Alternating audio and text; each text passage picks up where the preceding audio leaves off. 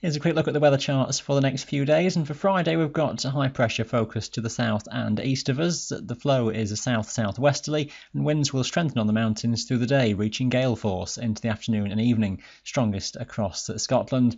Fronts out towards the west, rather a tangle of fronts edging their way in that will turn snow more persistent into the West Highlands as the day progresses. But I think the idea of a generally dry day for much of England, Wales and the south and east of Scotland, but bits and pieces of showers may come in off the Irish Sea.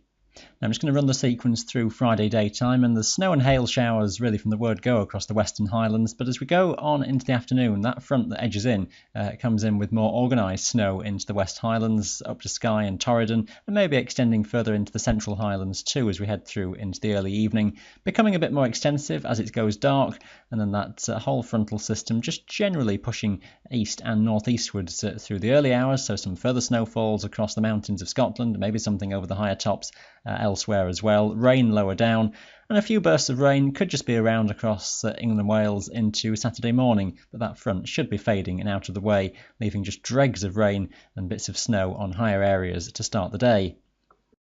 So the chart for Saturday daytime has the remnants of those fronts just around, but not a bad day for most places, with cloud breaking towards higher tops, one or two areas of leftover showers, just particularly around western coastal areas, winds fairly light, and temperatures just a little bit below freezing on most of the higher tops.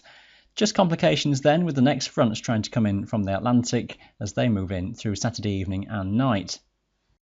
Now, some models see those pass eastwards as relatively weak affairs, but could just give a legacy of low cloud and spits and spots of rain into Saturday daytime, and a more general push of warmer air trying to come in from the Atlantic as we go through Sunday. But this might not be the whole story. It might be a much more slack pressure regime, and that milder air and dampness coming in could be a lot slower getting in. You may notice the low confidence that we've got in the local written files. So just watch Sunday's details. Some or many places could get away with a reasonable day and little, if anything, of precipitation around, and some places could see decent cloud breaks to higher tops and winds looking fairly light.